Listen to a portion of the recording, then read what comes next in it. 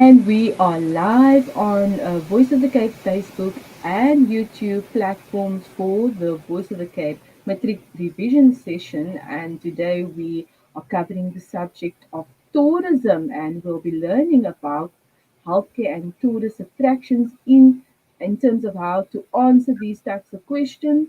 Our facilitator for today is Zubair Shabodien. He is an educator at Furtures Academy Online Highschool, and he will be taking you through today's lesson. Remember, this is a recorded session, which means you can always go back to the lesson. And if you know of anyone, any students in grade 12 that can benefit from this lesson, this revision session, please do like and share. You never know who could benefit from this, inshallah. So without further ado, I now hand over to Zubair to proceed with the lesson. Okay. Shukran, Kanita, and welcome to today's session. So, as you mentioned, we'll be covering tourist attractions as well as healthcare. So, the past two lessons we've been looking at foreign exchange, we've been looking at time zones. So, we were doing quite a lot of calculations.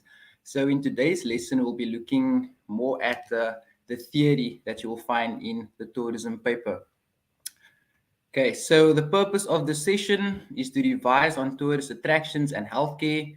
We'll be looking at where these questions are situated in the question paper. We'll look at how they are tested, and then also we'll be going through some examples of examination questions that you will see in your prelim exam and also your final exam at the end of the year. Right, so you should be familiar with this already. This is the structure of the paper. Just a reminder once again that your question paper will consist of 10 questions in 5 sections. So sections A until E, and then questions 1 until 10. And then your marks is 200 and your time limit is 180 minutes or 3 hours. So the question is, what are the contributions to the exam paper with reference to today's topics? So the first one is healthcare, and that forms a part of section B, specifically in question 2, which is a form of map work and tour planning, as well as foreign exchange. That is our section B. We can see there that is a total of 50 marks, and the reason for that is the amount that the question will cover. It varies upon the various papers. So what that means is there's no specific amount that healthcare needs to equate to. So in some papers it might be 6 marks, some papers it might be 8 marks, another paper it could be 12 marks. But as long as it forms a part of the section B, question 2 part of the question paper. And then section C, question 4 specifically, is we will have tourist attractions, and it's the same for tourist attractions. The amount of marks that the tourist attraction question is, it obviously just depends on the examiner how many questions they want to ask about the specific attraction and the marks that they will be used as well. But as we can see, it also forms part of the 50 marks that is equated to section C. So for today, map work and tour planning, specifically healthcare, and then the standalone section, tourism attractions.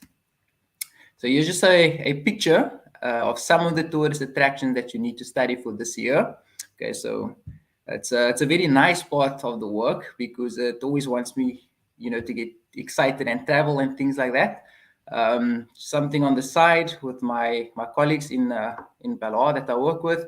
They always make fun of me because I haven't really traveled.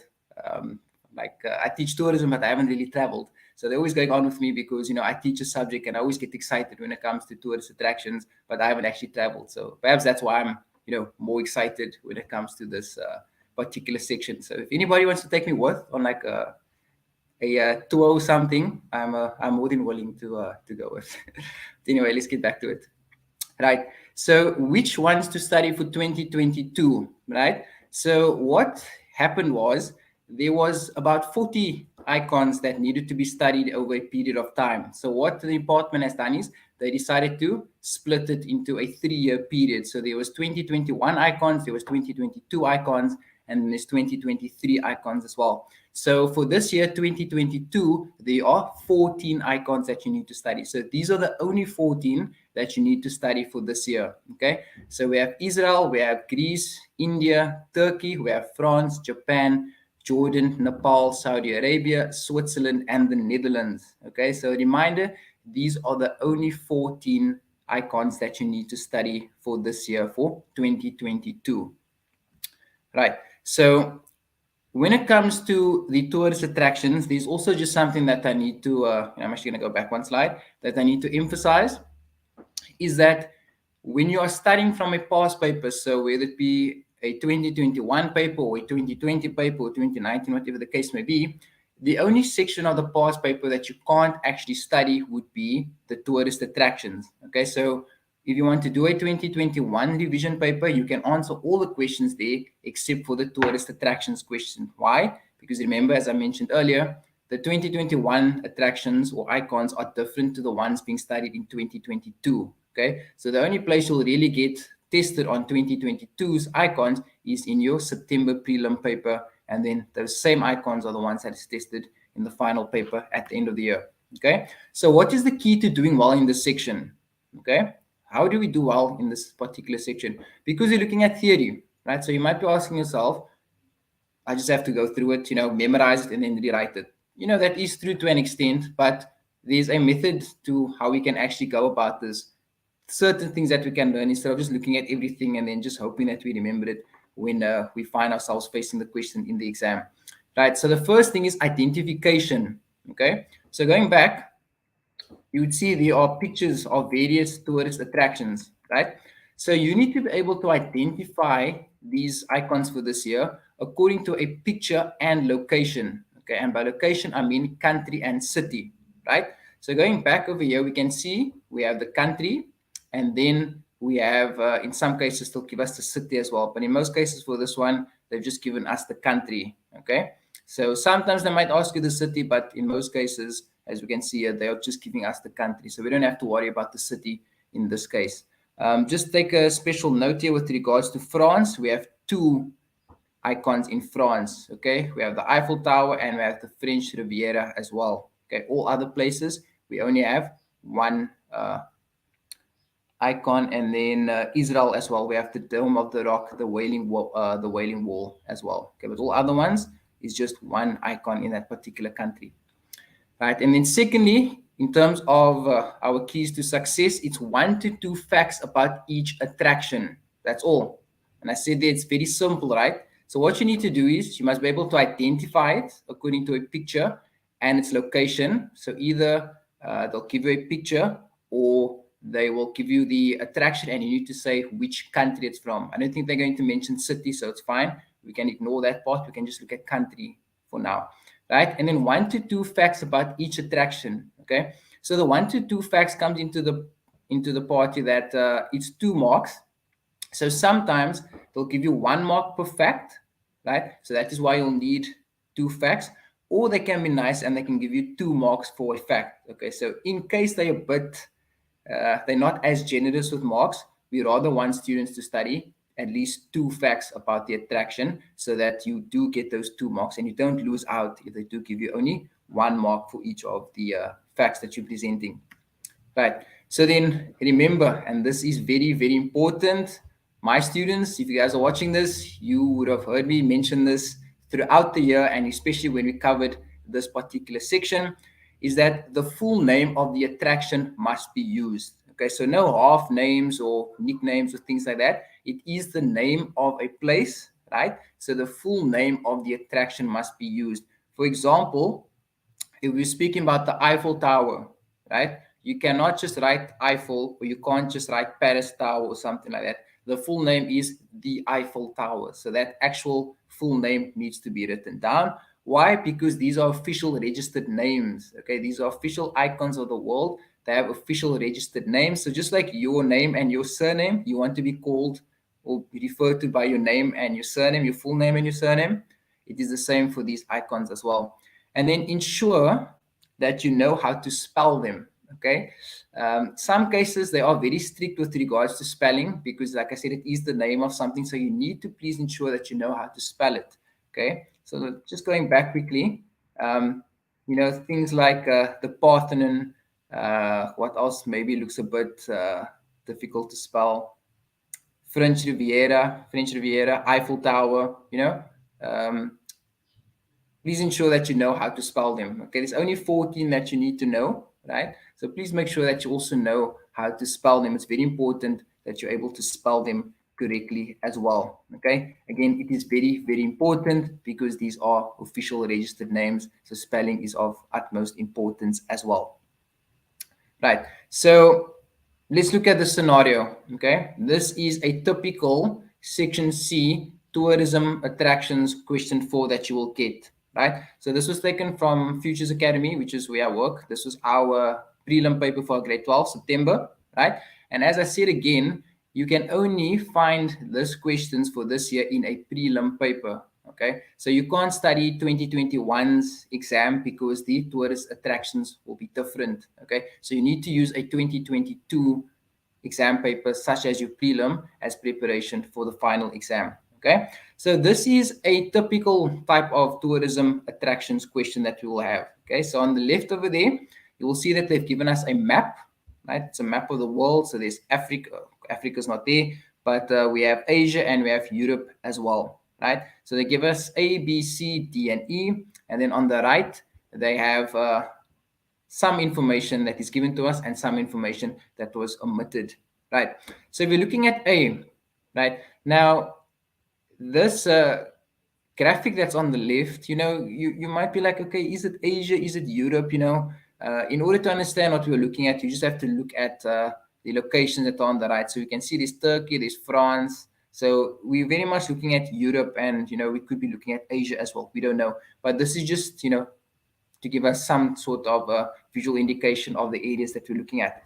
Okay, so we're looking at number A. So we're going to take it one by one, right? So they give us the name of the icon. The name of the icon is the Parthenon, right? So going back to what I mentioned in my previous slides, I said either you must be able to identify it according to a picture, or they'll give you the name and you must be able to tell me the location. So the location would either be the country or the city, but as we look at what was in the slides over there, it was just countries, okay? So they've given us the Parthenon, right? So we need to ask ourselves, where is the Parthenon situated, right? So that is the first one, 4.1.1. As we can see, it is only one mark because we are just going to name the place where we will find this icon, right? So let's see what that is. That is in Athens, Greece. Okay, so here they gave the city and they gave the country as well. Okay, so just to be safe, rather give the city and the country as well. If you don't know the city, then at least make sure that you know the country. But just to be safe, make sure that you know both of them as well, right? So we have that the Parthenon is in Athens, Greece. And then these are the questions that they will ask you when it comes to tourist attractions, right? The name of the icon, the location, is it a World Heritage Site, and then reason why it is an icon, okay? So the first one of this, they've given us the name, okay? They've given us the name and they've given us a reason why it is an icon, right? So what is missing from that? It's location and is it a World Heritage Site, right? So we've already identified the location. So the location for the Parthenon is Athens, Greece. Then 4.1.2, is it a World Heritage Site? Yes or no? That is it. Okay, so there's no explanations. You don't have to explain why is it a World Heritage Site or why is it not a World Heritage Site. It's a simple yes or no answer, right? So in this case, is the Parthenon in Athens, Greece a World Heritage Site? Yes, it is. How do we know this? In the description of the tourist attractions, it will tell you it is a World Heritage Site. If it doesn't say that, then it means it's not a World Heritage Site. What you can also do is you can also go check online, right? You can Google the specific icons and it will tell you whether it is a World Heritage Site or not. It must state it. So if it doesn't tell you that it's a World Heritage Site, then it is not a World Heritage Site. And then just a reason why it is an icon. So in this case, you can see there's 2 marks. So they've given one reason and they were very nice. We gave 2 marks for each of the explanations. So you didn't have to give 2 facts. You could just give 1 fact and that would be sufficient, right? So this beautifully simple and impressive building has stood for over 2,400 years. So the type of facts that you're looking to answer, right? Let it be the easiest thing that you remember. So let's say they give you about 5 to 6 facts. Look for the 2 easiest ones to remember, right? Because facts are facts. It doesn't matter if it's a long fact or if it's a short fact. A fact is a fact. So take the two easiest facts, let that be used in your answer, and that's how you guarantee yourself a very easy 2 marks. Okay, so now we're going to number B. So number B, they tell us that it is in Istanbul, Turkey. It's in Istanbul, Turkey, and this place is not a World Heritage Site. So now we have to ask ourselves, what is the name of the icon in Istanbul, in Turkey, right?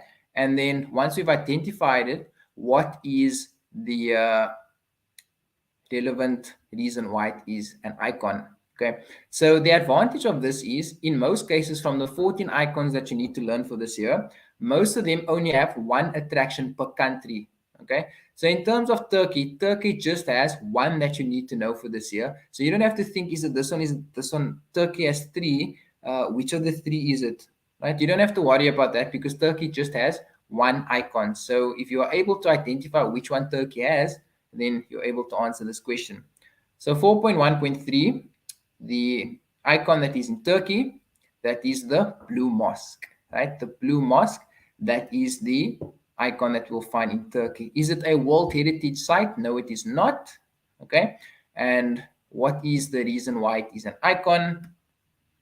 This is one of the most visited tourist attractions in Istanbul and Turkey. It is regarded as one of the most beautiful mosques in the world, particularly because of its 6 impressive towers, which can be seen from all over Istanbul. Okay, so they've given you a bit of a lengthy explanation there, right? One tip that I can give you when answering these types of questions, always try and include some type of number, whether it be the age, historic, or whether it be a certain amount of, materials such as bricks or blocks or something like that, that, adds value to your statement. Do not say, oh, it's something that has been visited for many, many years, or it's one of the most visited attractions. Obviously, it's going to be, attracting a lot of visitors because it is seen as an icon. Okay, so refrain from just saying, oh, it's one of the most visited places. Do not give answers like that. Rather include some form of quantitative information in your answer, such as this part of here where it says it is regarded as one of the most beautiful mosques in the world, particularly because of its 6 impressive towers. So there we can see our quantitative value is the 6 impressive towers, which can be seen from all over Istanbul. Okay, so just bear that in mind. It is good to use some form of quantitative information when you are giving a reason why this particular icon is actually an icon, right? So looking at number C. So number C is a combination of A and B. So in number C, they give us the location, which is Paris, France. They don't give us the name of the icon, and they also don't tell us whether it is a World Heritage Site or not. All that they tell us is that this is one of the most recognized structures in the world and has been associated with Paris and therefore France for over 100 years. There you can see again, they're giving us a quantitative piece of information, right? So Paris, France, I think this is one that is probably the most well-known out of the ones that you need to study for this year. The one that they're referring to is, of course, the Eiffel Tower, right? The Eiffel Tower in Paris, France. That is the answer for question 4.1.5. And then again, yes or no, is it a World Heritage Site? Yes, it is a World Heritage Site. Very, very easy, 2 marks over there. Right, and then number E. So number E, they give us the name of the icon and they tell us that it is not a World Heritage Site. Okay, so again, we're combining using combinations of A and B. So they've given us the name of the icon and they've told us that it is not a World Heritage Site. Okay, so the windmills, where will we find the windmills? This particular place is the Netherlands, right? So the Netherlands only has one icon that you need to study for this year, and that is the windmills. It is not seen as a World Heritage Site, but that information was given to you already. And then 4.1.8, the reason why it is an icon is that in the beginning they were built for several purposes, such as draining the land, wheat milling, and the sowing of logs, right? And then because they were so widely used to drain the land in the years before electric pumps, it can be truly said that without windmills, there would be no Netherlands. Okay, so they've given you a very nice 2 reasons over there. Here they're speaking the first one about draining the land and wheat milling, and the second one they were speaking about how they used to how trained they were in the previous years before electric pumps, and then without windmills there wouldn't be any Netherlands. Okay, so any of those two reasons are the ones that you can actually provide as a reason for this particular icon over here, right? So just quickly looking at this, as you can see over there, section C, which consists of tourism, attractions, culture and heritage, tourism and marketing, we can see that tourism attractions on its own is 24 marks out of this 50. So tourism attractions on its own is 48% of this question already. Okay, it's already 48% of this 50 marks. Okay, so in this case, we can see that almost half the questions in question marks in this section has been equated to tourism attractions. Okay, so this is one way how you can possibly be tested when it comes to tourist attractions. But here are the four things, as you can see, that you need to know: is the name of the icon, the location, is it a World Heritage Site, yes or no, and then finally reason why it is an icon. As I said, to be safe, know at least two reasons as to why it is an icon, right? So yes, they gave us the little image on the left. That was just to show us where it was, okay? But in this case, we didn't really need that because they gave us the names over here, or they gave us the locations. Another way that they can possibly test it is they can give you a picture, like, but it's a very general picture that you're easily able to identify what particular icon this is. I mean, you can show anybody a picture of the Eiffel Tower and they'll be able to tell you this is the Eiffel Tower. Okay, they're not going to give you a very complicated picture, one that you need to, look at and be like, what are they actually asking? No, they'll give you the most general picture to be used to describe the particular tourist attraction. Okay, so an example of how this question does get tested, and this is how it was tested in our prelim paper that my grade 12 wrote about 2 weeks or so ago.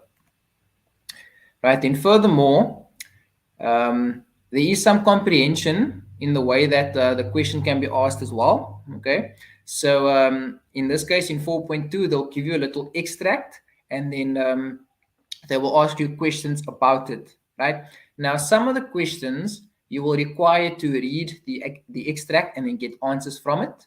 That's the one way. And then secondly, some of them actually test your memory. Okay, so we're looking at the first one, for example. Here, this question is focused on Chichen Itza. Okay, that is another tourist icon that you need to study for 2022, right? So they're giving us some information over there, and now they're giving us 4 questions based on it, right? So 4.2.1, they're saying that we need to identify the country in which Chichen Itza is located. Okay, so in this extract over here, there's no countries that is being mentioned. Okay, so this is a memory question. So in other words, this scenario just gives you a bit of information, but it doesn't actually give you the answers that you are looking for. Okay, so which country will we find the Chichen Itza? We'll find that in Mexico. Okay, 1 mark. You're simply just naming the country we will find this icon. Okay, and then 4.2.2, which culture built and lived in Chichen Itza? Okay, so which culture built and lived in Chichen Itza? Okay, so we're looking at Mexico. So which of the Mexican cultures actually built and lived in this icon? And that is the Mayan civilization. Okay, so like in South Africa, we have our different cultures. We have the Zulus, we have the Khoi, we have the Afrikaners, we have the Malay, we have the the Indians. Those different cultures, right? It is the same when it comes to this particular question where they're referring to the civilizations or cultures that was there in Mexico at the time, right? So that is another 1 mark because you just had to name the particular culture group that built and lived in the Chichen Itza. Then 4.2.3, very important that you actually know the meaning of this. It is, what does the name Chichen Itza mean? So I've been speaking about Chichen Itza for the past few minutes. We know it's in Mexico, and we know the Mayan civilization were the ones who built it and lived in it. So what does this mean? What does this actual word mean? Again, you will not find it in this little scenario. Okay, this is just to introduce you to what the particular question is going to be about. Okay, in most cases, right, they will give you a piece of information, whether it be an extract from a magazine or an internet article that guides you as to what the questions are going to be about. Okay, not all the time are you actually going to find the answers in the extract. In this case, none of the questions the answers for these questions we will actually find in the extract over here. Okay, so going back to the question, what does the name Chichen Itza mean? Chichen Itza means at the mouth of the well of Itza. Okay, so at the mouth of the well of Itza. So it's the mouth of the well, right? That is it. So you either write that and you get the 2 marks, or you get 0 marks. Okay, there's no 1 marks or half marks for half an answer. It's either that complete answer or you get the 0. Again, it has a specific meaning, just like we had with tourist attractions, the specific name. So it's no either or. It's either you get that mark, the 2 marks for writing it exactly as it states there. If you don't write it exactly as it is there, then unfortunately you lose those 2 marks. Okay. So one thing that I want to advise, everyone watching this to do is don't lose silly marks. Silly marks are marks over here for making spelling mistakes or giving an incomplete quote or things like that. Maybe just saying mouth of the well. Mouth of the well of what? Okay, so make sure that these are little sections that you can score very easy marks because you just answering the question correctly. Okay, so please make sure that you don't forfeit these marks because you don't answer the question correctly. So at the mouth of the well, Itza, that is the only acceptable answer for this question, right? Then 4.2.4, identify two. So they even tell you in brackets over there two, because I've noticed that some students can't count. You, you tell them 3 and then they end up giving 1 or 2 reasons, or they end up giving you 6 reasons. Okay, so they put it in bold and they put it in brackets as well. They're only looking for 2. So you only give 2. You don't give 3, you don't give 4, because they're not going to mark that. Okay, so 2 reasons or 2 types of tourists that would be interested in visiting Chichen Itza. Right, so those 2 types of tourists that we have over there, I just want to move this thing out of the way. We have eco-tourists and we have cultural tourists. Okay, so it's very important that you know the types of tourists as well. So you get cultural tourists, you get heritage tourists, you get historical tourists, right? You get special interest tourists, you get eco-tourists. Those types, those terms, right? It's important that you know those are the terms that you use when you are referring to the type of tourist. Okay, so don't say someone that likes to travel or someone that likes to go on adventure, things like that. That is a person that is known as an adventure tourist. A leisure tourist is somebody that likes to travel for their own, peace of mind or for their own fun or, for their own leisure, as the name states. Cultural tourists, they go to experience the culture of a place. Eco tourists, they've got to do with the environment, looking at ecology, all of these things, right? So in this case, the 2 types of tourists that would be interested would be an eco tourist as well as a cultural tourist. Those are the only 2 acceptable answers for this particular question, right? So in the previous one, we looked at simple memory and recall when they tested the tourist attractions, right?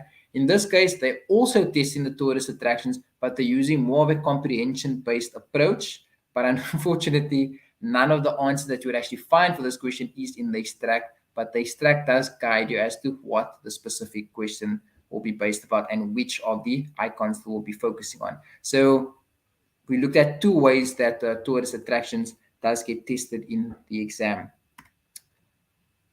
Okay. Right, and then I'm not going to spend too much time on this one, right? But this is a comprehension-based question. So in other words, they give you a little extract which is on the right. They give you a picture. So this question will obviously be based on the Taj Mahal, right? So if you're looking at the questions over here, right, we have 4.3.1 and we have 4.3.2, right? So one of the factors contributing to the success of an attraction is general appearance and upkeep of the attraction. Briefly explain from the text how it will be done at the Taj Mahal. Okay, so same as you would do in English, in an English comprehension or even an Afrikaans begripstoets. Okay, they give you a set of information. They give you an extract, whether it be an article or a magazine extract or something from a textbook, whatever the case may be. So you will need to find the answer in this particular extract to answer this question. Okay, so that is relevant for 4.3.1 and 4.3.2 as well, right? So if you look at the first part, tourist attractions, they gave you the attraction and you need to answer where it was located, what was the name, was it a World Heritage Site or not, and what was the reason why it is an icon. The second way that it was tested, they give you a scenario that just gives you information about the particular attraction, and they ask you short questions about it. And the third method that they use to test tourism attractions is they actually give you a comprehension-based type of question where they ask you questions and you need to answer those questions by extracting information from the given extract that is given to you.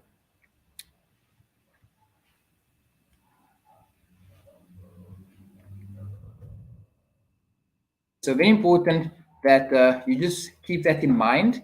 Keep in mind that there are various ways that they can actually ask these questions, and that you do familiarize yourself with it, because there is some comprehension that does get asked in the question paper as well. Okay, so they have highlighted 4.3.3. This is the one that I said is very different to 4.3.1 and 4.3.2, that name any two characteristics. So again, they're telling you, they give you a number, two, of a successful tourist attraction. Okay, so these are some characteristics of a successful tourist attraction, is where the actual number of visitors exceeds the target number of visitors. So we say, okay, this is our busy period. We're expecting to receive maybe 10,000 visitors.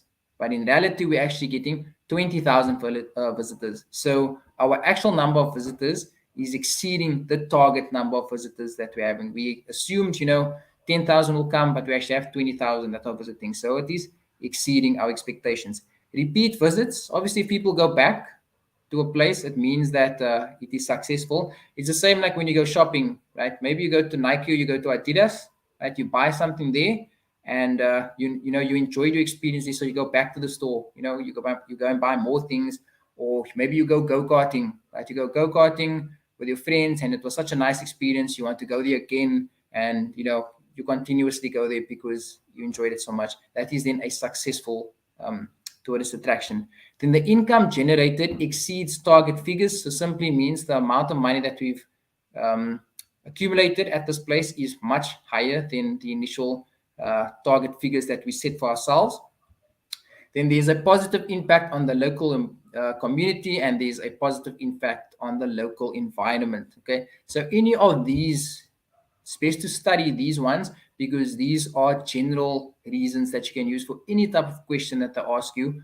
What are the characteristics of a successful tourist attraction? Okay, so looking at this, number of actual visitors exceeds target number of visitors, repeat visits, your income generated is greater than your target figures, positive impact on the community as well as the local environment. So this last two you can actually combine and make 1 point over there. Okay, so this is an example of a comprehension-based question on tourist attractions. So these are the three types of ways that this question can be tested. As I mentioned at the start of the lesson, we'll be looking at how will we see these questions tested, or how will we see this topic being tested in an exam paper. And we've looked at three methods already. Right. So that concludes tourist attractions. Okay. So yes, tourist attractions is a lot of studying and memorization, but there's also techniques to answer the questions, as you could see with the latter one over there. We were looking at comprehension-based questions. Okay. So it wasn't just, memory and recall. There was also some comprehension, reading with comprehension to answer certain questions. Okay.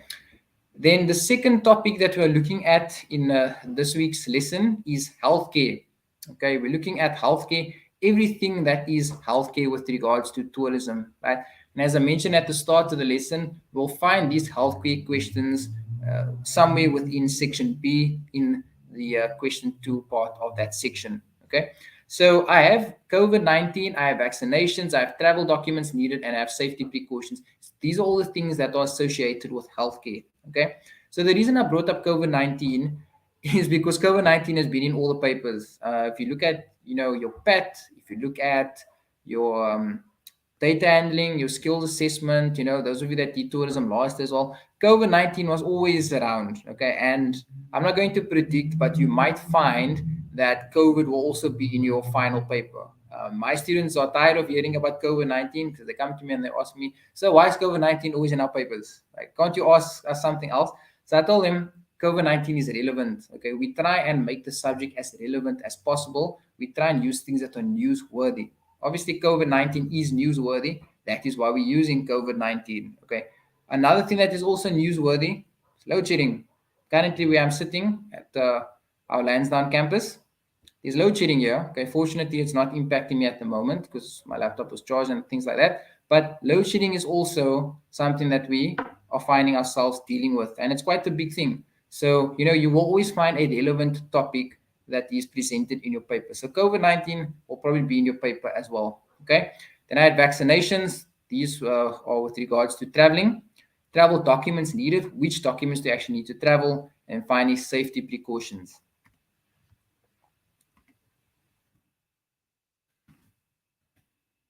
Right. So these are again things that you just need to memorize and to understand. Okay, there's no trick or shortcut to it. It's one of those memory and recall parts of the subject that you need to go through. Okay, so we're looking at the World Health Organization, the WHO. Right. So a typical question can be, what is the WHO? What does the WHO stand for, or what is the World Health Organization? So it is a specialized, right? So it's not just a normal agency; it's a specialized agency of the United Nations organization, and its main concern is public health. It provides support to countries and monitors global health trends. Okay, so they're looking at global health trends, and they are also there to worry about public health. That is their main functions, the main reason for the WHO. Then vaccination. So a vaccination is a preparation injected into the bloodstream to stimulate a protective immune response. Okay. So something from tourism is that I always tell my students also, tourism takes, or they borrow concepts from different subjects. Okay. So here you'll be looking at vaccinations and healthcare. That will be your borrowing from life sciences, right? When you're looking at foreign exchange, we're borrowing that from economics. Okay, so we do borrow different topics from different subjects. Okay, so we're doing some life sciences here as well. So a vaccination prevents a person from being infected with the disease if they do come into contact with it, right? So very important, right? After we've established what is a vaccination, an important test and exam question that I guarantee you will probably get, okay, is what is the difference between a compulsory vaccination and a recommended vaccination? There's a very big difference between the two of them, okay? So your response must be exactly the way it states over here, that with a compulsory vaccination, these are regulated by the World Health Organization. So they are the ones that regulate it, okay? So they are the ones that are pushing forward the compulsory vaccination. So they say people traveling to this place, they must get this vaccination, according to identify threats found in some countries to contain the spreading of a high-risk disease. Okay, so compulsory vaccination is regulated by the WHO according to identified threats found in some countries, and the reason for that is to contain the spreading of a high-risk disease. So compulsory vaccination also means something that you must take, right? So if you don't take it, then you can't travel to this particular country, or whatever the case may be. Then a recommended vaccination. So recommended, right? So recommendation is a precautionary measure to ensure the health of individual tourists and are optional. Okay. So it's precautionary. So it's a precaution, right? And it is optional. Okay. So that means you don't have to take it. Compulsory vaccination, you must take it. Recommended vaccination, you don't have to take it. The one is enforced, the other one is optional. Okay, that's the main differences. Please, you will get this question somewhere, whether it be in a scenario based or whether it will be just a simple direct, what is a compulsory vaccination, what is a recommended vaccination. Okay, but I promise you, you will see this somewhere in your paper. So please make note of this. This is one of those, questions that you will get. So if you study it, you can see yourself getting those marks very easily.